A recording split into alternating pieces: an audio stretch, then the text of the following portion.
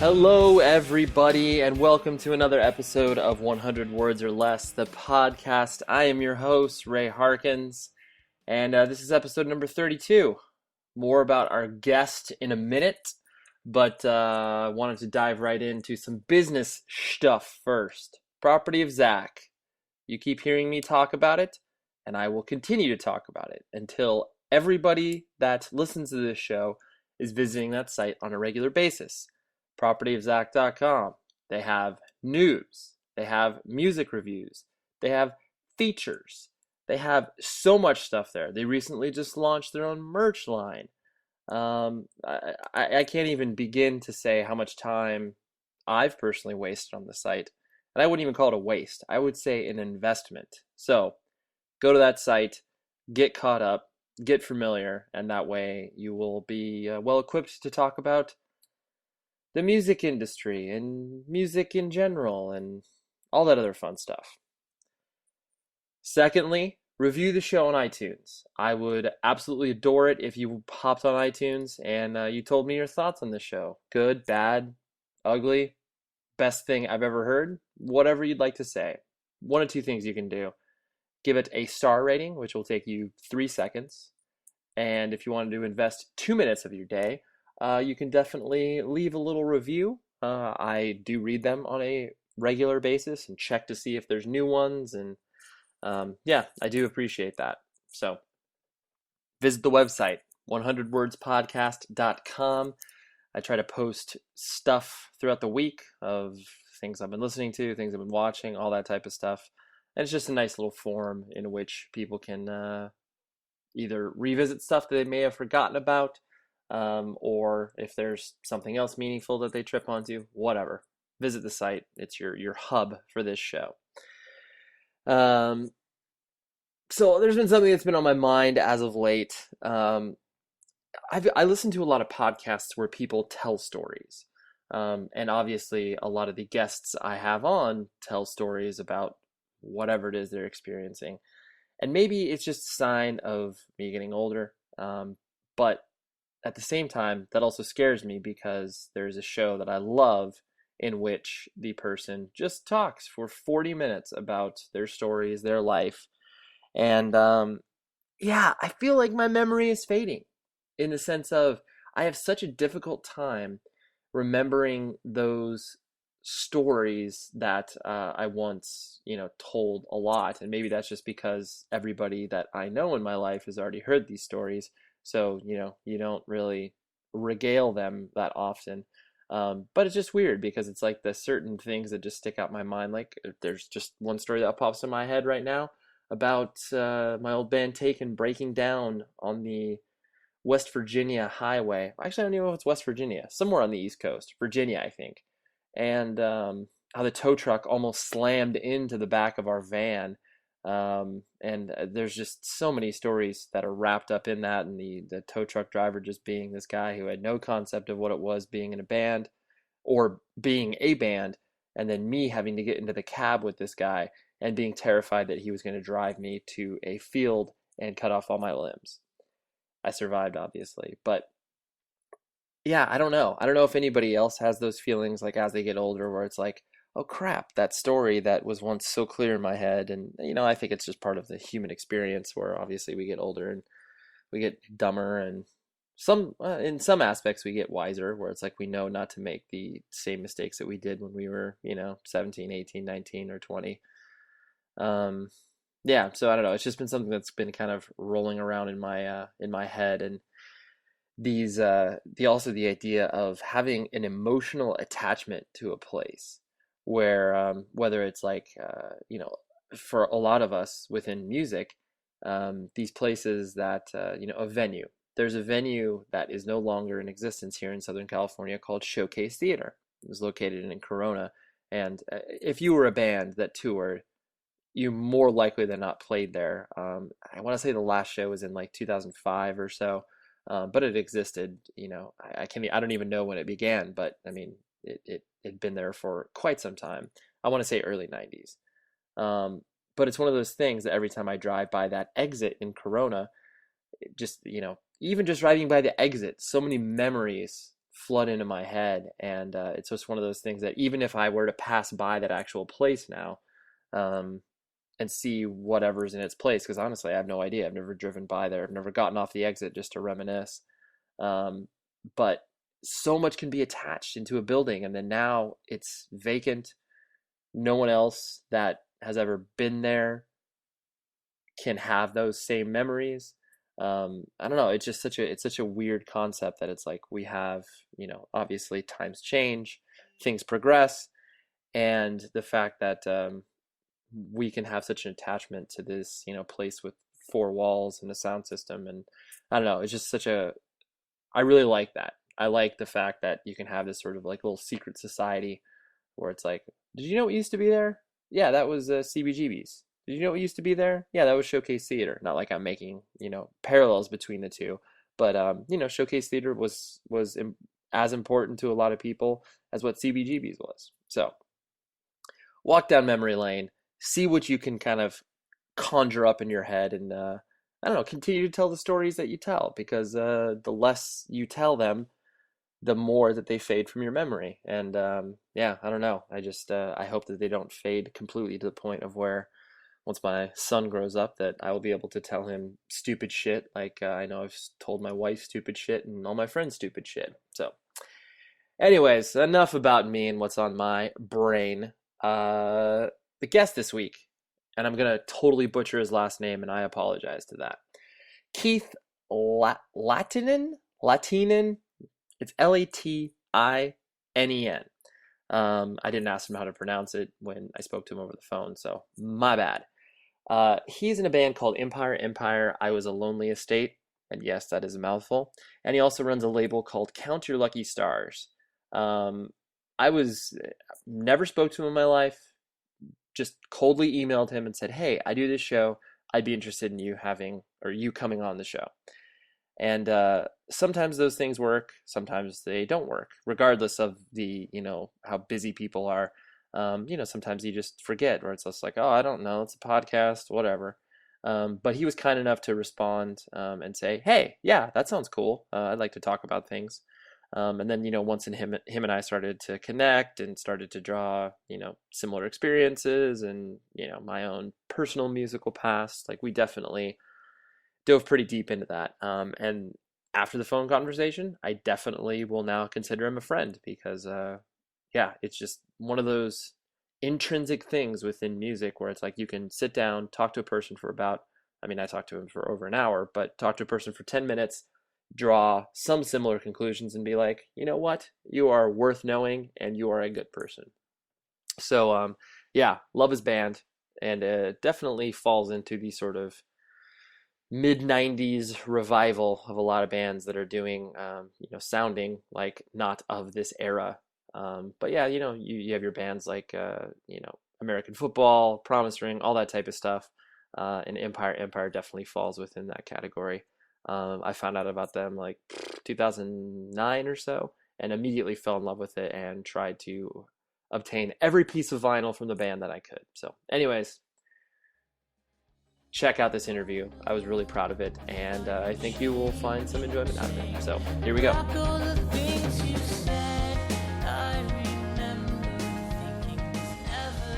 Were you born in the Michigan, Detroit area, and like where you were raised, and kind of your upbringing, so to speak?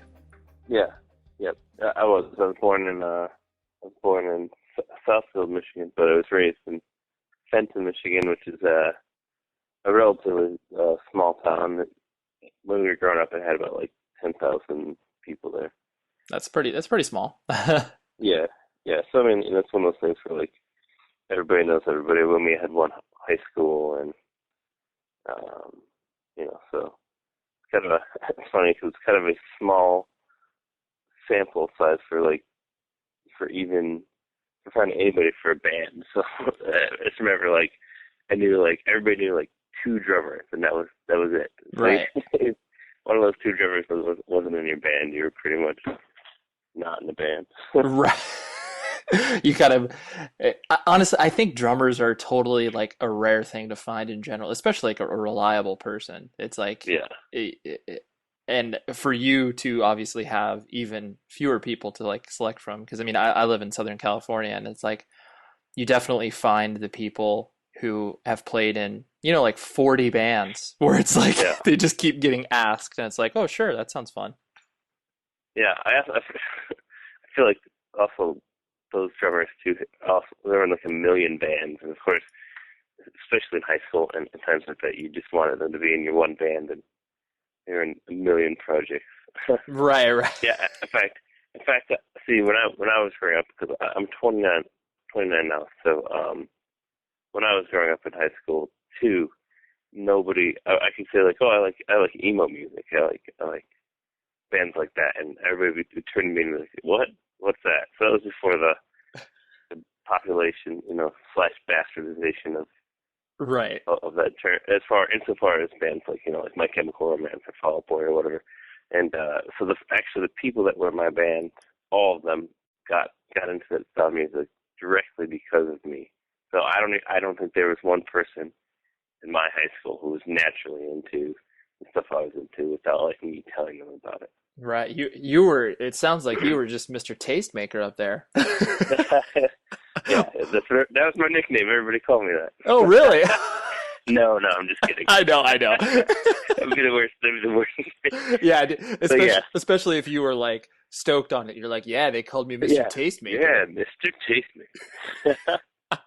No, that's well, I mean, but you do find, I think that's common where it's like, you have your one friend who kind of like starts to get into something, and then, Yeah, you just are like, hey, that's kind of cool. And like you obviously all start feeding off of one another and learning from one another. And, there's yep. obviously nothing wrong with that. Yeah. Well, yeah. I mean, word of mouth is probably the most precious commodity you can have in music anyway. So Yeah, it all takes is one person to really ignite something. sure, sure. So did you have brothers and sisters, and what did your parents do for a living? Yeah, I have two older siblings and one younger sibling. An older sister, an older brother, Oh, wow. and a younger sister. Yeah. You're right, Um, you were right in the middle then. I am. I am the quintessential middle child, if What, you will. yeah, what sort of, because I'm an only child, and I see, any typical description you would see of an only child, I, identify with most of those descriptions, but I don't know what a description is of a middle child. Like what do people commonly say about that? It's sort of the like overlooked, feeling like they need attention, and maybe they're pushing their interest in something that's not like a traditional mean. Ah, got it. For me, it was music, and Hmm. um, yeah, and so I sort of did fall a little bit into the arch shape, but Yeah. I don't know. You can't really ever stereotype yourself. Oh, I, no, I, no, no. I think it's Yeah. kind of funny, but yeah. My mom taught um at our elementary school, and my dad works for the state. So Oh, actually, my mom now works for the state as well. So that's what both of them do. So they like they'll help with helping people get like food stamps and stuff like that, oh, like, and yeah, social social program. services. Yeah, yeah, yeah. Yeah. Interesting. So did you as you were, I mean, kind of like what you're saying, that whole middle child thing, where a lot of people, I people say that obviously there's acting out within that, where you're just like you said, trying to get attention or whatever. Um, and so, like you said, music was obviously sort of your stake to that claim, and so Yeah. like Well, was it's funny too because as far as other things, I mean, like I've never drank in my life, or I've never done any drugs, so I've never acted out. I don't think in that manner. right, right. So Yeah, no, that's interesting, and because yeah, especially you see it, it's really common, obviously, in smaller cities and places where there's quote unquote less things to do than, your major whatever, your major cities across America, where it's like, yeah, drug use and drinking and all that type of stuff is prevalent, because you're just like, well, what are you gonna do on a Saturday night? Like, I don't know, like yeah, what are you gonna do? And it's like, oh, I'm just gonna go drinking with some friends, and it's like, oh, okay. yeah. Well, I guess I just knew, there's plenty that went around, I'm sure, I was never really interested in it. I was one of those kids who like I was in my own world. I didn't really like notice girls until high school. I was just really into like RPGs, video games, and like Magic, The Oh, Gathering, I and love it. I stuff love like it. that. So That's awesome. So, do your being raised within a large family and everything, did you you have a close relationship with like your parents and siblings and everything as you I were? do. That's Yeah, good. my brother is one of my best friends, and I talk to him all the time. I talk to my parents all the time, and my sisters. Yeah, it's quite close actually. So Yeah, yeah. And they still like you live in the same area currently, right? yeah, I live I don't live in Fenton right now. I live close to it. It's a town called Novi, but Yeah. um yeah, I mean they'll live except for my younger sister. She lives out in Rhode Island. Everybody else still lives in Michigan, and so I see them on a fairly regular basis. So That's cool. Yeah, it always makes me happy when you hear about the fact that obviously people are close that have been influenced by independent culture because it's like you definitely see a rift that sometimes occurs where it's like, when you do step out from, your parents' perceived path for you, that yeah, there causes friction where parents might be like, I mean, yeah. I yeah, think my thing for me, my parents had four kids, and so I think they became a little bit more malleable as as time went on. So being the third child, you sort of have less scrutiny on you, I think, right, because it's the third child, and also you know they've relaxed their standards, and there's four of us, so everybody definitely went into their own field. hmm Because it's not like my family is not like a really that much of a musical family. I think my dad played guitar a little bit when he was younger, but I didn't even know that when I had picked up guitar. It hmm wasn't something that was like, because I think when Kathy and I have children, it'll be more. I mean, it'll be pretty obvious that you were into music. I mean, there'll be guitars and a drum set lying around as opposed to no traces of that at all. right, right. So like music in general, like as you were growing up, was just kind of a sort of, whatever's on the radio and sort of afterthought. Well, I mean, yes and no. I guess playing music was more something that wasn't something that I would have tied to my family. Hmm I first got into me. I was really, this is the nerd in me again, but like I was really really into stuff like RPGs and video game music. Uh-huh. That's more what I listened to when I played all the time. And then I remember my little sister and I sometimes would make um, tapes, taping some songs off the radio or whatever. And Oh I yeah. finally got the courage to go buy my first cassette tape ever, and I bought the Real McCoy. Do you know that Of song, Another Night? of course. Yeah. And so I bought that tape, and I was like really nervous to buy it. And my family has this thing where like uh, I don't know, like if you do something that's out of your normal character, they point it out. Hmm And I was really nervous about that. And I bought the cassette tape, and I was really proud, but really nervous. And all my sisters, my brother and sisters, made so much fun of me. I didn't buy another cassette tape ever, like for a long time. I didn't buy anything for a long time, and That's then I had to, incredible. but then I ended up buying. I ended up getting into music again as um, like in high school, Hmm like seriously, when my brother and I shared a lot of musical, exploration and taste. And my first CD then at that point was Our Lady Peace, Oh, sure. Clumsy. And being from Michigan too, I think that they're from Canada, and we had some local radio stations that would play, some Canadian bands which were close to the border and everything. Hmm Sort of like grew from there. And so you're like I presume with the way that you were describing yourself, obviously once you started to enter in high school, you were by all definition of the term what I like to call, and I include myself in that, an indoor kid, where where you You definitely weren't going out for the football team, so to speak, but you were. Well, that's funny though, because I was actually quite athletic. I had played soccer all my life, and Okay. I had played, um, you know, baseball in the league all my life, and I was quite athletic. And Hmm. I went out for track. I did track for my first 2 years, and I was on a team that, we had a relay team that had gone to states in my freshman year, and um, yeah, actually, it's funny because I'm absolutely in love with sports now, and I kind of was not in high school. Uh-huh. I don't know whatever it was. I think I was just like, there was a lot of pressure, and I was expected to do it. Um, I just fell out of love with that, probably harder than anything else.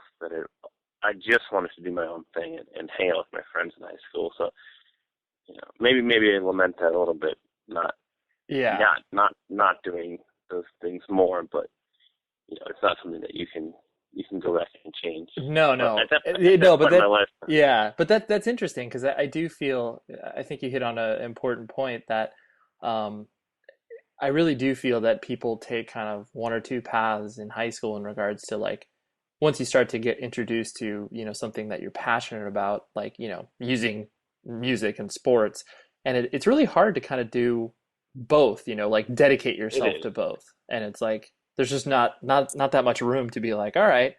I gotta, I really want to go to this show on Friday night, but that's when the game is. Like, I can't do that. Right, right. Yeah, I just remember at that point in my life just wanting nothing to do with, with sports at that moment, Yeah. and even I didn't even I had run track, and done soccer, and had even like contemplated, doing football, and um I just, it was one of those things where like it didn't even seem like an option that I couldn't do track or soccer.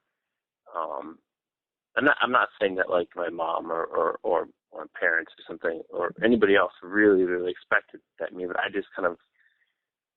expected that I had to do it. It was like an expectation I had that I feel like I couldn't break, Hmm. and then my after my sophomore year into my junior year, um, I just decided I didn't want to do it anymore, and Right. it was like a strangely it was like a strangely liberating thing. I remember I was supposed to be doing indoor track, and at that point I haven't thought about this in years, well, but at that point I remember I had left high school, and my mom, being that she had worked at the school, she was home pretty soon after school too. Hmm. Uh, and I had left high school, and I remember telling her that I was doing indoor track, but just like hanging out with my friends and making sure when I came home, it would have been the logical time to come home, Right. after Sure. track.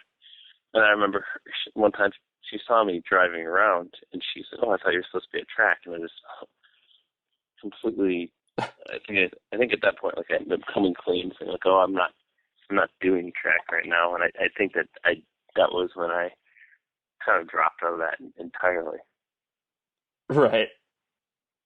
So yeah, I mean, like, hindsight is one of those things too. Of course, where like there are a dozen things more, of course, that I would go back and maybe do something differently. But like, Hmm. I just remember like not feeling passion for that whatsoever, and Yeah. I needed it. Like it was quite a break I needed before I ended up coming back to something. Because when I was a kid, I loved sports, and now I do too. So it's funny how things go Yeah. full circle. Totally. Totally. And it really is all about timing too, because something that, you may, like you said, you'll feel the pull, and I mean, obviously as a teenager, you always follow your heart more than you follow anything else in your entire Oh body. yeah, wholeheadedly. Yeah, yeah. And so, as you were going through school, was it one of those things that, like, the actual school was important, or was it one of those things you kind of just tried to sort of coast by? Well, when I was in high school, I did well enough. Like I did well in school enough that I didn't really have to try that much. And so I think too, when I got to college, that was it was quite an adjustment period, but that was more like, Hmm. I think, socially than academically. Because I went to Michigan State for my undergrad, and that's a massive school, Yeah, right? I mean, that's it's one of the huge. biggest schools in the country, and I had come from a small town, and it was a real tough adjustment period because I all my life I had X amount of friends that were the same friends, right? And so you kind of don't realize how lucky you are to have the friends that you have until it's sort of taken away from you, and you put into a new atmosphere where like I didn't know like anybody. Right. No, I mean, I'm sure that was a huge culture shock because, like, I mean, I was, pretty much raised in Southern California and Las Vegas, Nevada, but my stepfather, he lived and was born in a city called Farmington, Illinois, and so I would go back there every summer. And so, I feel like I got a balanced perspective on what, it felt like. I mean, not to be like raised in a city like that, but what small town life is, whereas Yeah, yeah, other people don't have that perspective, especially, I mean, people more have the perspective of where you're coming from, where it's like you're going to a large place, but yeah, many people don't have the perspective of the reverse. And so when you're stepping in there, no one is going to understand what you're going through. yeah, yeah. And actually, my one of my friends from high school was my roommate my freshman year, and we were friends definitely in high school, but Hmm. we ended up living together. I think because out of convenience for each other, because we were both going to a new place, and we didn't, it was gonna be a new challenge, and we could have each other to rely on. But he ended up doing marching band, and that took all of his time, like literally all of his time. And so I just remember, like, instead of having a roommate my freshman year, it was pretty much like I was living on my own, which was Right. not a good situation for me because I was extremely shy, and I just sat in my room. And this is before obviously things like Facebook Right. Social and networking. Yeah. yeah. I mean, so like I think today when kids go to college, they are so much more connected to everybody. It's an easier time, and you stay connected with your friends, your old friends easier because the means and resources are just there. But that definitely wasn't the case, and Hmm. yeah, it was quite a difficult transition, and then I became friends with my suite mates, and they were kind of shut-ins as well at that point, and I Hmm. think that was not a good combination as well because it was sort of like misery loves company, and we're like we stayed in. Right, you guys just all, yeah, the circle of misery just bounced Right, between right, all and of you. actually, my suite mate was also like me, where he didn't drink or do anything at all, and at that point in my life, it was something that I had a problem with people drinking. It like irked me. It bothered me a lot, and I was pretty outspoken. Like now, I don't care. I absolutely don't care when people do that. But I Hmm. think that's part of youth and the passion that you feel. Where like Yep. it's some and so like that isolated us further, and we had found each other. Um, you know, and Michigan State, has a reputation for being a little bit of a party school as well, especially around that time. Hmm. And yeah, so I think we kind of sort of clung to each other, and that also didn't make matters, better because like, well, you have one person, and we'll just kind of sit inside and like and play like Smash Brothers and Mario Kart, and not really Right. interact with the rest of the world. That's funny. I want to back up before we get too far ahead of ourselves, just in regards to, because I presume that, once you started to discover independent music in high school and obviously followed that passion, when did you kind of start picking up, the idea of wanting to play in a band, and like, was that always something that you kind of wanted to do once you started to pay attention? Yeah, I think once I started to, once I caught buzz of music, I think it was around like 15 that I got a guitar, and just really, really wanted to, yeah, just start a band. In fact, that was my sole purpose in life for far too long. You know, but my one of my most difficult problems was I was okay. I not as much now. It's still a trait that I have now, and I can't ever deny that. But now I'm a very like one track mind person. Mm-hmm. So like, and I was very very passionate about it. And so I think too, I was looking for people that wanted to play a very obscure style of music. Mm-hmm. You know, like nobody knew who Death Cab for Cutie was, or Jimmy Eat World, or Mineral, or Right. Knapsack, or whatever. And two, I was very very passionate about it. So I wanted to do it 24/7. I wanted to do it nonstop, and I wanted to do it very very serious. You know, and I think that scares some people when, you know, because a lot of people start bands and they start it and they say, oh, you know, we just started it for fun and it turned into something serious. And I was like, on day one, on page one, I'm serious. You know, Wow. Interesting. That you had that focus, but like you said, you have a one track mind and it was like that was it. yeah. Yeah. And I know for a fact that in college there were people that I had jammed with in something that were, you know, like they were doing it for fun and I wasn't, and they knew that, and that ended up to some misgivings and misunderstandings. And Well, but what I of mean, course, sorry to interrupt, but like when you say that, like, you know, you wanted to do it, like, did you have, you know, were the aspirations to be like, you know, um, like this, you know, this like sort of insanely large like rock band? Like, did you have that sort of aspiration, or was it like, no, I just want to make a living off of music, or where was your head at? well, you know, I'm not sure still if I can define that or not. Yeah, yeah. I don't know. I mean, for me. I have a very very hard time quantifying success, and I guess I'm one of those people who are like, it's not like, so I'm very very very gracious for as much as we've done, and very very humbled, Right. and I appreciate it very much. But I'm also one of those people who are just, you know, it's I guess never is enough type attitude. Not to say that, like I said, I don't appreciate it, but like I'm always instead of looking back on what I've accomplished, I'm looking forward to what I can accomplish. Yeah, well, yeah, as cheesy as it is, I mean, you know, the band Hatebreed, the record Yeah, Satisfaction is the death of desire. It's like that statement is, you know, it rings true. And it's like if you just sit back and rest, then, you know, you're not going to advance in your life. And I understand where you're coming from. yeah, I know, and I can, like I said, like it was definitely a passion that you know, I never found anybody really equivalent to that, you know, to be in a band with. And actually it sort of led to the situation that we are in today as a band, wherein it's just me and my wife.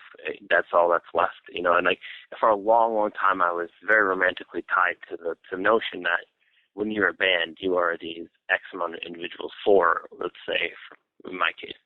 And it was like, this is the band, and if this band ever breaks up, these four people ever stop playing together, then it's not the band anymore. Mm-hmm. But I think Empire was built on sort of a flawed foundation because it was started out as a solo project, and I played everything, on our first release. And when we decided to make it a full band, then we already had like an EP that was already done, and so you're bringing people in that are already not playing what they wrote. And I'm despite being super driven creatively and passionate about it, I'm also really big on everybody contributing and writing their own part. But Mm-hmm. I think the problem was, you know, we started out with 5 songs before anybody joined the band, and then we would play those songs, and we'd probably write a few or whatever and keep going. But we lost, like, our first drummer ended up leaving. He moved to Portland. Our first bassist was like one of my best friends, and he was doing it just because he was friends with me, but he didn't feel the same way I did about it. Mm-hmm. And, you know, after a while, we wanted to do more than he was willing to do, and that just sort of ended. Him being a band, not our friendship. Right. That just ended. Yeah. But yeah. But the funny thing was, because I was able to play everything, and I was driven. I didn't want to ever slow down. I felt like if we slowed down, it would just be the death of the band. Hmm. So we kept writing material in between members, and then it got to this point where like you're joining a band and they have a massive catalog already, and so no matter how many songs you write with them, it's going to be hard to catch up. Hmm. And of course you're going to feel more passionate about the songs you have a hand in. So, and we went through so many members, and again, our selection pool has never been that great. And I remember too, when we were looking for members all the time, it would be like, I think maybe I would, in the classified, for Craigslist or back in the day, MySpace Music or whatever it was, I think I was like, must be all these things, and maybe a bit too, too specific. Right. Well, like must be this age or older, must be willing to tour, must like these bands, must have your own equipment, et cetera, et cetera. Where I think like if it had been more loose, it would have attracted more people. But I think that I was looking for something very, very specific. It wasn't something that, ever really happened. Right. Well, yeah. I mean, I think it's definitely, I think the way that you approached it was definitely, because you were older at the time. You weren't like, because I mean, I did the same thing when I was, because I mean, I played in bands for many years myself, and that idea of, posting stuff around online, but this was before that really existed. So it was like the whole, I posted a flyer at a record store where it's like, Yeah, hey, I want to, I did that. yeah, totally. It's like I want to find band members that are, between these ages and they want to sound like, Snapcase or whatever. Yeah, Um, yeah. but that I totally did see the people that just like, randomly, like they just pulled the number off of the flyer and called me, and then like they came over and it was like, holy shit, there's no way that you and I have any commonality besides Yeah. you just walked into a record store. Right. Yeah, I guess to me, I never understood why somebody pulled the tab not knowing any of those bands either. Cause Yeah. I remember doing that a lot. That's how I tried to find members in college. And Right. they would come over and we would jam, and he'd be like, well, I like these bands. Yeah. Or I'm like super into band. Van Halen, dude. Yeah, exactly. Yeah, that's exactly what it was.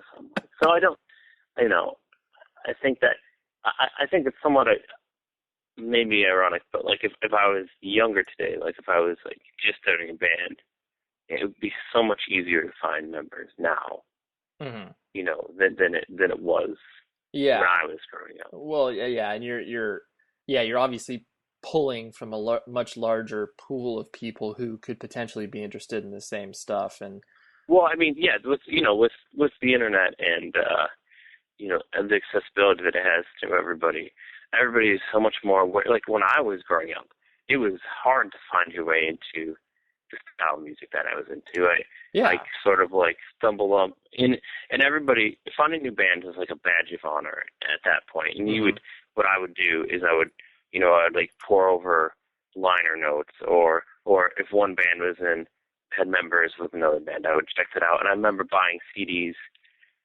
never hearing the band, and sometimes being burned by that, but sometimes it turned out to be one of the greatest purchases. And so, dude, the description, like the description of records that you would read in either reviews and or music catalogs, that was the Bible. You bought it blind. Yeah, totally. But that made it way harder to, like, the concept of, I just remember too, like MP3.com was around when I was in high school. That was the big thing, and of course nobody will remember that anymore. But right. I just remember even downloading a single song would take so incredibly long. And if your parents let you get on the computer, we ended up getting a second line after a while because stuff like that. But yeah, right. Which also is a very archaic concept. It's not something that you would you'd be able to talk to people about, Yeah, for sure. But so yeah, so I don't know. Maybe I think that's one reason why I started playing drums too, is because I wanted to have that. I wanted to be able to fit into a band if a band needed a drummer, then I could play drums. You know what I mean? Yeah. Yeah. you realize that, no matter what, your services would probably always be needed in some way, shape, or form. Right. Yeah. But the funny thing was, I always wanted to sound like a specific thing, and um, I don't think that I don't know that. In college, I played drums for a band for I think a year and a half, or something like that, Hmm. and then ended up moving to guitar because I thought the songwriting was kind of weak before then, Hmm. and wanted to be like, okay, this is how it's done. And so when we had a guitarist leave, I felt like I kind of jumped into upgraded positions. Oh yeah, yeah, for sure. What was the sort of, I always find this telling and funny because, usually the first band that you play in either has a terrible name or is obviously musically um, not what you're anticipating. You have an idea of what you want to play, but then it's totally not Right. achieved. So what was the first band name that you played with, and what were you trying to achieve? Well, actually, it started off being it was a terrible, terrible band name. It was called Makeshift Apathy. Wait, wait, say that again? Makeshift Apathy. Okay, I mean it's very hard on the sleeve, like, very It's very '90s. It's right, very very like very emotional, very delicate. alternative rock '90s, I think. But actually, that band, um, that was my first band, and it had the original bassist for Empire, Hmm. and one of my friends was playing drums in it, and that was just a three piece. Okay. And that was the last time I was ever in a three piece because you just can't do much with that. Yeah, it's hard. For me, especially like our song music, I really the way I write guitar parts, and it relies very much Hmm. on other guitarists, another guitarist, and like the sum of all the parts. But anyway, that was a band for like I don't know a couple months or something like that, and then we broke up and got together. And here's the second band I was in. It was the first band was the same. I was still trying to do like you know mid '90s emo stuff, which was in the mid to late '90s Right, at right. that point. I was Which doing that. wasn't too far removed from that time frame. It wasn't a throwback then, Right. so at all because I never stopped playing it. But my second band was called Said the Girl, which is super emo stuff. That is very emotional. Yeah. We had an album called The Cat and Mouse Wars. Oh, dude, Yeah. see, that's the type of stuff that it's like, I mean, as obviously we can laugh at it, but it's like, I think it's so important for people to have those experiences that are trying to play in bands because, like, if you don't throw yourself into a scene or something like that and really embrace it, like, I don't really think that you're getting the sort of as true of an experience as you maybe should. Yeah. Well, I mean, there wasn't really a scene in Fenton Right, yeah, per yeah. se. So Your like your it's sort of situation, right. you artificially create it based on what you think is happening Right. nationwide or something like that. So like we did have like some basement shows and stuff like that, but it was the same people that came to everything. That it wasn't like bands coming through town or touring at that point or anything like that. It was just like, and I remember I don't know if you were like this, but in high school I remember first of all there are a couple of things when you play shows. One, it was like you always wanted to play last in high school Oh, because of you course. thought that was the most important band. Yep. And two, when you would have shows on your own, like we would play literally every song we had, or we'd be like, we just started writing a song an hour ago. Let's play as much as we can. And it's like I'd be like, if I was a member in the audience, I'd be like, shut up, just play Totally. like a half an hour, play the songs that you actually know, and then be done. Right. Yeah, you don't have a concept of that. Like you definitely, No, yeah, when you start doing stuff like that, and especially when you're in an environment in which, you either feel like you can control or you have some sort of say in, you're just like, dude, I can do whatever I want. yeah. Yeah, that was sort of the mentality behind that. It was embarrassing to think about how long those concerts must have been, and we'd be like, we're just gonna jam around for like a second on this, and it, Right. come off terribly. Three hours later. Yeah, exactly. And so, as you were, and this is kind of more of an overall question, and just something that I've noticed that's seems to be sort of symptomatic of I don't know, the Midwest in general, where because what you're doing with like Empire and your record label, Count Your Lucky Stars, um, I just feel that a lot of people that come up in smaller towns that have, an attachment to independent culture and music, they want to kind of create these sort of, own little corner of the world is what I like to call it, where it's like, I mean, on the most sort of mainstream level, you look at a person like Bon Iver, who, has the record label Jaguar that his brother runs, and like, like Yeah. he's made that extremely successful. And it's like, I remember I saw on like the Jaguar Twitter, when before this new Bon Iver record came out, they were taking pre-orders of for the vinyl record, like in the back of like pickup trucks down to the post office. And it's like, Yeah. you don't see that from like other larger independent labels or whatever.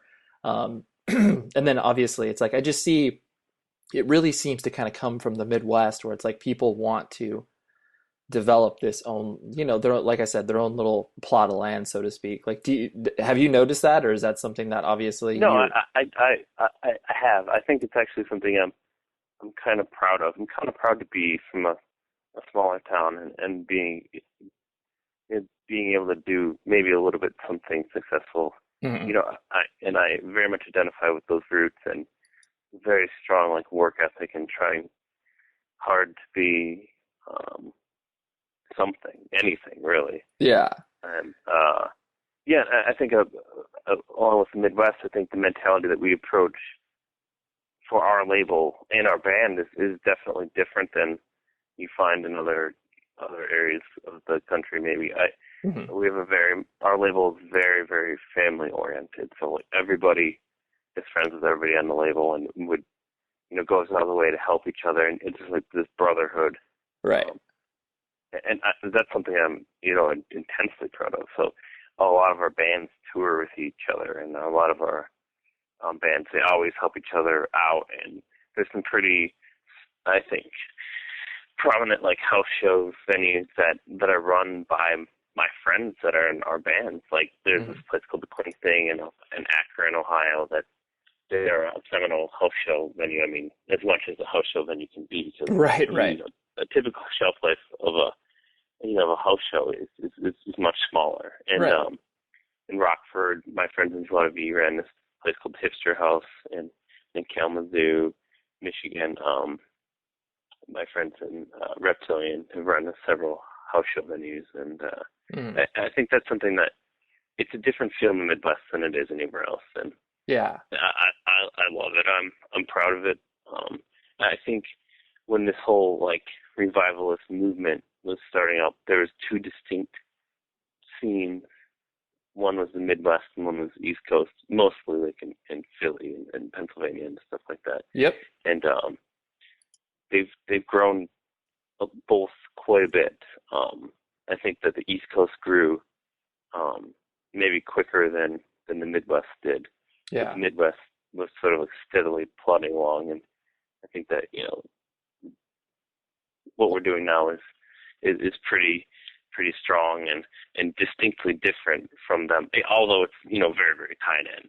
Yeah. Well, no, I think because it's funny, you actually predicted something I was going to ask you, where it's like, yeah, there is two distinct movements within that, and obviously the way that you described both of them is so, it's emblematic of both of those like geographical locations, where it's like, you have, the Pennsylvania area, so to speak, with bands like, Title Fight, Balance and Composure, all that type of stuff. Where it's like, it's an hour outside of Philly, which is a major city. And obviously, you're close to Detroit, but that's still the Midwest. That well, it's also Detroit. Right. It's It's real, it's all, it's yeah. not like a real city. Right. I think people would fight you if you say that, but Yeah. but you can see. Everybody in Michigan knows that like you don't. This, the population in Detroit is decreasing every year, and sort of a shell of a city. We all wish, Right. you all wish very much that it would be revived, but Yeah. yeah, Well, yeah. Well, and see, I think it's funny because I think that hope. the hope stays alive because I think people, they still invest in it. Like the city Yeah. isn't, Oh yeah. I mean, obviously the people haven't moved on from the city, and it's like, I think that's, again, that's sort of very emblematic of like, how the Midwest mentality sort of operates. And yeah, I mean, like you said, the way that you kind of, that you do the band, you do the label, it's like, it may not be, in 1 year's time that it's like, oh my God, like Empire is as large as like, the Promise Ring was like in the late 90s. It's like, No, no. I would never say that. But yeah, No, but I it's mean, been plotting is I guess yeah, a perfect way to put it. Well, like I think for such a long time, people just it's not like I don't know. I don't think we're like one of those bands that's um you're like a flashy band where yeah. you you notice us right away, and that, I think that we're more of like yeah. I think you're right. I think that I, I think it's like it's sort of always been there, and people are just noticing now, Yeah. like slowly or something. And I think, yeah, Yeah, no, and I think it's funny because I remember when I tripped across you guys, I think it was close, it was like 3 years ago, where it was just one of those things where, and I honestly can't even remember where I tripped on you guys, but I mean, I just, immediately gravitated towards it because it's like, I mean, I myself am 32 years old, so it's like, I listened to it and I was just like, so we did cut our teeth around the same oh, time, yeah, dude, completely. I mean, all the experiences we're talking about are very yeah, similar, but like hearing you and it was like, okay, like this is, and I use these terms in not a negative or pejorative way, but it's like, oh, this is delicate. This is precious. This is everything oh that, yeah, yeah, this is everything that reminds me of obviously when I first started to get into music that wasn't loud and aggressive. And so, like you said, it wasn't, it wasn't the band wasn't presented to me as like, oh, dude, this is the new shit. Like, fucking check this out immediately. And I think that that's the way that everybody is introduced to either your label or the band is like, I think you would like this. Check this out, and then that sort yeah, of resonates more with a person. yeah. I hope so. I hope that like, I mean, there's so many bands that I love, but people seem to get so intensely into them so quickly, Yeah, and then they seem to fall out of them the same exact way. Like, oh, I was really into this band for a couple months, and then I just don't listen to them anymore yeah. at all. It's hard And because it's hard to I'd rather be the right, right. It's hard to sustain that. yeah, oh yeah. And I it's strange because now I don't really understand, and I don't think it's something that you can really identify, but buzz that certain bands get and certain bands don't. I don't ever feel like we've been a buzz band, which is fine. I mean, we've been a band for 6 years, which is an insanely long time to be in Yeah, a band. I think I've never totally. been in a band past this before this that lasted over 2 years. And that was a long time. I felt. Yeah. No, it definitely is, and I think that I mean I find it interesting, kind of how you were talking about the transition of what you were doing with obviously like a full band, and then now it's just you and your wife that are obviously creating this together. Um, I find it well. First of all, how long have you been married? We've been married for 6 years. Oh, okay. So she's journeyed through you with this entire project as it's She has, she yeah, has. When it started as a solo project, she lent some guest vocals to the first record, and right. she as soon as we were a full band, she was playing guitar in it. So And so it's funny because I mean I'm married myself, and I would never. I mean, my wife likes music, but she actually jokes around just because I like music so much. I've crushed her love for music, so, which I understand completely because that's just yeah, yeah, I understand that too. that's what happens. But the idea of playing, I love the idea of playing music with my wife. Like I just think it's like uh, I mean, and again, not using this in a negative way, but it's just like it's adorable. Like Yeah, hearing what you guys do, it's just like that is cute ass shit, and it's like, yeah. Well, it's kind of funny though because Kathy and I have been together for, we've been married for 6 years, and we actually dated for 7 years before that. So we've been together for, it's almost coming up to the point where, I think it is now. Now that I think about it, I think it's at the point where I've known her longer than I haven't known her, Right. which is It's sort of insane. yeah, Yeah, I've been with just her like longer than I haven't been with her, totally. That's and crazy. yeah, and I taught her how to play guitar, and that's how we sort of started playing together. Mhm. But yeah, I was when we were first starting out as a band, and then she played guitar with me in another band previous to this, and I just remember being so worried that that people wouldn't want to be in a band with us because we were in a relationship, and I think that people's typical view of a relationship, most people say I would never want to play, no matter how much I love my significant other, I'd never want to play with him or her in a band because you imagine like people fighting and being like in awkward situations with them. Right. And so it was actually very, very, very wary of that and sort of try to downplay that because it's one of those things like if anybody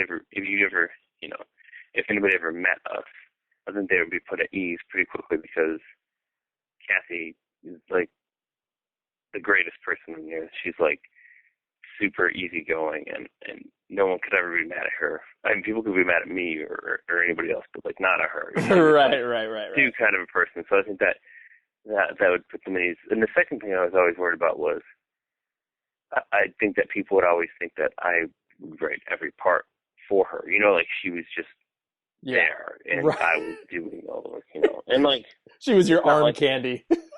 right, yeah. Well, I was like I wrote all the guitar parts and then I made her play this guitar part or whatever. And Right. I mean it to a certain extent I did write a decent amount of guitar parts. She's an amazing guitarist and she wrote, she brings a lot to the table too.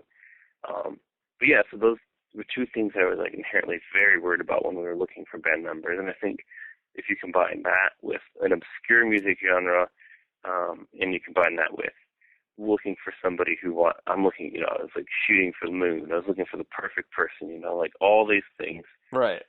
led to not finding people. Right. You're like, all of this led me to where I am at currently.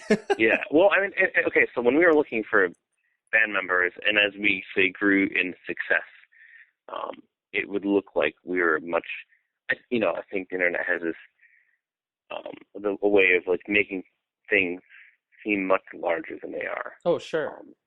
And so I think that when we were looking for band members at some point, and this is during the MySpace days, and we had a lot of fans on MySpace, and we'd get lots of plays on MySpace because we worked hard and promoted ourselves a lot that way.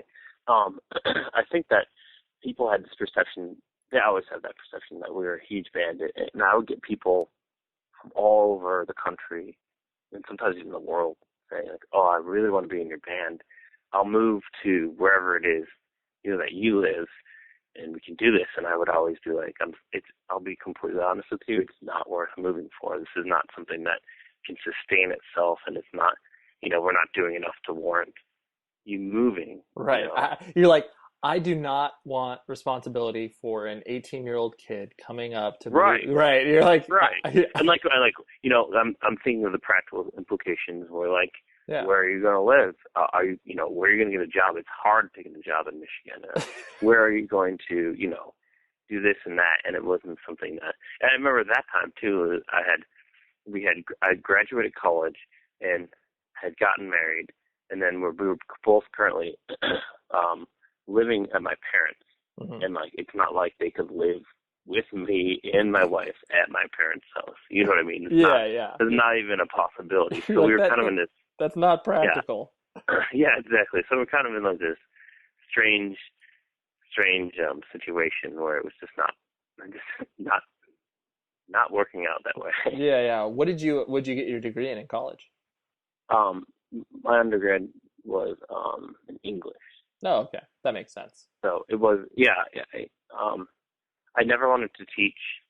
Right, and that's pretty much all that you do when you get an English degree. Right, exactly. So that, of course, and why I say that because that's the first question English majors always say, "Oh, do you want to teach?" And I always say no. And they're like, "Oh, what are you going to do if you don't teach?" Right. you're like, well, I'm going to play in a band. I'm going to run this record Yeah, label. exactly. Yeah. Well, and it's funny too. I think your reaction is like, "Oh, that makes sense," because I'm a musician and I write lyrics, and me personally, that's something that's very very important to me, the lyrics. But it's funny because I think people, quantify having an English degree. This is like synonymous with you being a good writer, but I don't at all think that that's the case. There are so many people I know who have English majors who are terrible lyricists. No, totally. Or like for example, um, you know, Bad Religion and Greg Gaskin and how he's like a PhD or whatever. Yes. And like I'm sure he's a brilliant man, but his lyrics are so simple. You know what I Yeah. mean? Like it's like I just cringe at them. As a band, I think they're talented or whatever. I'm not taking a shot at them, but like it just like people are like, oh, this guy's a genius because he has a PhD. But when you read the lyrics, they're just very very simple and very direct and very A/B rhyme scheme type of thing. And Yeah. I just I guess I just reject that Sure. um That's not your goal. I mean, like that was yeah. I mean, obviously it's like, yeah, Bad Religion has existed for longer than well, close to longer than both you and I have been alive, but the Right, but yeah. yeah, no, I totally understand what you're saying. You're just like, that's not the way I want to express myself. Yeah, well, I just that like I guess I just reject the notion that just simply being an English major makes you a strong writer. Yeah. I just you know that's and also too lyrics are something that I think that bands just really are an afterthought, and that's the thing that I agonize over. That's the thing that I need to make you know make it the best that it can be, make it Right. something more than Yeah, it's just as important as the music. This isn't yeah they're not mutually exclusive. You're just like, yeah okay, yeah. exactly. And do you and your wife work, or do you guys work on the label as a full-time Um, endeavor? Kathy has a real job. She works at a company called Green Path, which is this nonprofit which helps people when you're declaring bankruptcy or you're having like you have to legally call for a session for a nonprofit or some third Hmm. party, and she helps people with that, maybe helping with their budget Oh, or nice. what have you. Also, she helps with like if people are possibly getting their health foreclosed on, she can help in like make suggestions or help get them on programs or what have you. Um, I used to work at a library um, for a number of years, Hmm. and left that last year to concentrate on the label full time, Nice. and which is and tour a lot more, which is still insane to me that that's what I do. Yeah. Recently I registered to start subbing again. I always tell people subbing is the best job you can have as a touring band because Oh, yeah. you never have to ask for time off. The pay is decent. You're always done early, and you can Hmm. work when you want to. Yeah. So Well, I just it's so funny because you see so many people.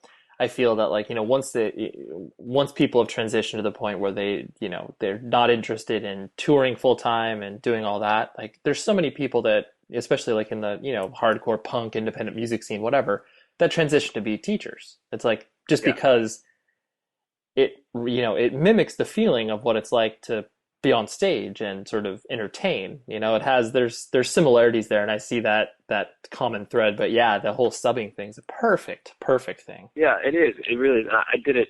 I think it was like 4 or 5 years ago. That was my job for quite a while, and I just sort of am returning to it now because well, there's a number of reasons. Obviously running a label is quite a financial, burden, and you don't, if you're breaking even, you're having a good year. Um, but another thing is like I'm feeling like right now, we've taken off time from touring right now because we're supposed to be writing a new album, which just I'm just so busy with the label, we just haven't had as much time. But Hmm. I'm also like Kathy works 10-hour 10 hours a day for 4 days a week. So she is gone for a majority of the day, and I sort of get a little stir crazy Right. being cooped up in the apartment.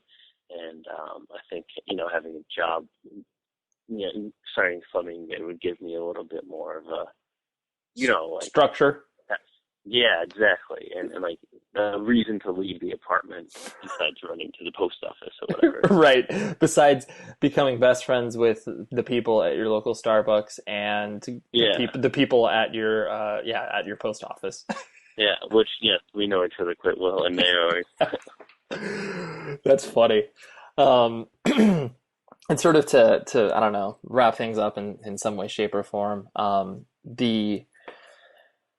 I think what it is like the point that you hit on earlier was something I want to sort of readdress, where it's difficult for people, like yourself, obviously included, to sort of quantify success. Like what, um, when does a person become, either satisfied and not satisfied to like, like right. we were talking about earlier, like satisfied, like, oh, okay, I can stop here. I've done everything. Yeah, But yeah. how the concept of how, being successful is a moving target. And it's like, I don't think, especially like, if you got in front of high schoolers and were like, okay, and you laid this out for them, where it's just like, yeah, being successful, like that can mean a lot of different things to a lot of different people. And that would like, that'd blow their minds. They'd be like, what are you talking Yeah, about? yeah. And so, as obviously the label and the band grows, and it's like when do you personally sort of pick up those marking posts and sort of, move them? Like when did things sort of, feel real enough for you to be like, all right, I'm going to quit my job and, I'm going to just focus on doing the label full time? Like, was it just one of those things that it kind of, the timing forced you to do so? Or was it just like, all right, I guess I'll just try to do this? Yeah, I think it's, a combination of things. Hmm. I was, I was working at the library and taking more and more time off. And when I was working there, they were incredibly supportive of my band, and I would take off stretches of time that I really probably shouldn't have been able to take off as much time as I did. But they were supportive of me, and they let me go. But it got to the point where I was needing too much time, and every time I left, somebody had to fill in for me, and I felt guilty about that, even though that they were good about it. It got to the point where it was like, this is getting to be ridiculous. I can't ask for any more time off. So what happened is 2 years ago when I left my job, we moved back in with my parents, which is a hard thing to do. My parents are great and everything, but we're married, and it's not something we want to do. But we moved back in with my parents, and we went on a longer tour, and then came back, and Kathy would drive from my parents' house to work, which is over an hour away. And if you add that to the 10-hour day, obviously it's Right. quite a long day for her. And she had, I think, like an hour unpaid lunch that normally she can come home for, but then she couldn't, so she was gone for like 13 hours a day or something. But the reason that we moved home was we wanted to see if financially me not working and doing the label was possible. So that way we weren't paying for rent at the same time as trying this, because Got if it. it failed, it would fail horribly. Right. So that was sort of, when we made it. But do you remember when I was talking earlier about having that feeling where like I could never not quit sports, Right. Right. track it. And I had the same feeling with the label. Like it was like I could never quit my job because it's not done. It's just not expected. But I don't know. And it took me a very long time to convince myself to be able to do that. Hmm. And Kathy was super supportive of it. We made sure our T's were crossed and our I's were dotted, and we did it the right way. But that's an incredibly hard thing to do. And Yeah. another thing that the reason I quit my job is I wanted to tour all the time. And another concept that I had a really hard time with was, and this is actually one of the reasons why we lost our last drummer, who's still one of my best friends, and he still plays with us a lot actually. But we both all of us we haven't had a permanent bassist for I don't know, like 3 years now, something ridiculous like that. And we just stopped looking for band members. I think it's easier now, but what we did at that point was whatever band that we were going on tour with, we borrowed a bassist for, or we asked one of our friends to fill in or whatever. And then it got to the point where Kathy couldn't take any time off work as much as we were touring because, she has a real job and Right. can't leave a real job like that. So me and John, who was the drummer at the time, went on tour with my friend's band, and my friend's band played the other half. Oh, okay. Right. And so, and sort of out of that concept, once I quit my job, one reason we were quitting my job is we were moving closer to home where our drummer was and back to Fenton, and we were going to be able to take off as a band, whatever. And that's when he decided that, he was just kind of burnt out from music and he kind of didn't want to be in a touring band anymore. So we moved home partially for him to be closer to him, and then he quit, and we had a tour coming up. And so the other band that we were on tour, going on tour with Reptilian. And so Reptilian stepped up to the plate and played bass and drums for us in that. And sort of out of that concept, after that, was finally able to shed the concept that I needed for people, the same people, to be in the band. And now every single tour we've done since then, it's generally me and whatever tour and band I'm with is my backing band. Right. Well, so what it'll be, right. It's not a concept that, like, I definitely wouldn't recommend it to other people, but it does work for me. So I'll send the tabs for the songs and the set list out, like, X amount of days or a month or something, a couple of weeks before tour. Then I will get there a day before tour, and we will run through the songs. And then, like, so on tour, it'd be like, this band will play, and then I will get on stage, and they'll stay on stage pretty much, and we kind of go from there. Right. Well, it's cool. You've through many trials and errors, you've been able to kind of, define what you're comfortable with, and, like, obviously what works for you. And what works for you, like you said, isn't going to be applicable across the board, but it's like, this is something that is in your bones, so there's no way that you'll figure out a way to make this happen regardless. Right. Right. And I've been fortunate. I've been able.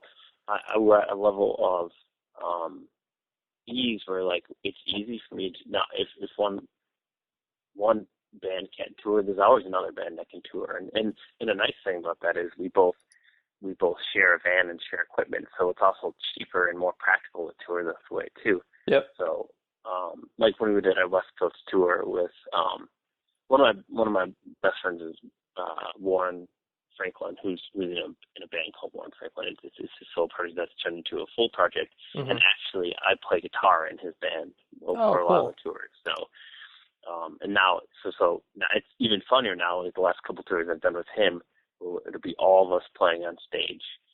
And he has a friend named Stuart that plays drums for us a lot too. And it'll be all of us on stage, and then we'll be like, okay, well, we're going to take like a 10-minute break or whatever, then the exact same people. And we'll come back, and it'll just be like, I'll be singing instead of Warren. That's so funny. It's just like, hey, I thought we're getting someone different right now. Yeah, exactly. Yeah. But I mean, obviously very different sounding, but it works out really well that way. So that's cool. And now, but at this point, like once John left, and that was like over a year ago. And even before that, really, we stopped looking. I stopped looking for members. I don't need them anymore. I just, I'll write the drum part, I'll write the bass part, and then when we have when we tour, then like whatever people that are filling in for us will just learn those parts, No, for sure. I think that's, yeah. You've shown, like I said, you've shown an unconventional path in order to get you to a, what some people could define as a conventional goal, where it's like is this idea of creating music and playing in a band and giving yourself the ability to tour. Not everybody has to take the same path, and it's like they're Well, actually, that's what I found out is the biggest thing that I really learned in all my years of playing music is that if something works for somebody, it doesn't necessarily mean it's going to work out for another. They say, like, being on this label can do something for one band, but not do anything for another, or knowing this person, having this person as a contact for shows might help out somebody, but won't at all help out somebody else. So yeah, no, for sure. You can't you can't. I think I'm past the point of patterning my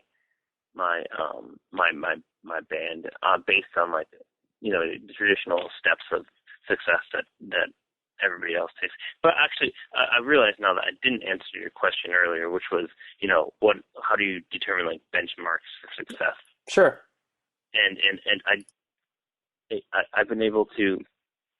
I don't know, because when you make a comment where like, oh, your band is as big as X band, like Mineral or Promise Ring was in their day, that's something that's really, really hard for me to quantify, because those are bands that like I have on a pedestal, right? And I don't think I could ever rival anything that they've done or ever be as popular as they were, even though certainly at some point they were not that large a band, and also, it's different times, but like they, I feel like, I guess when I was starting a band, I always I was trying to be like Death Cab during like the Weird Facts photo album era, like that kind of big, like Pedro the Lion kind of big, Sure. That was my barometer for success, but we've taken such a strange path to get there, and sort of like we play almost exclusively house shows and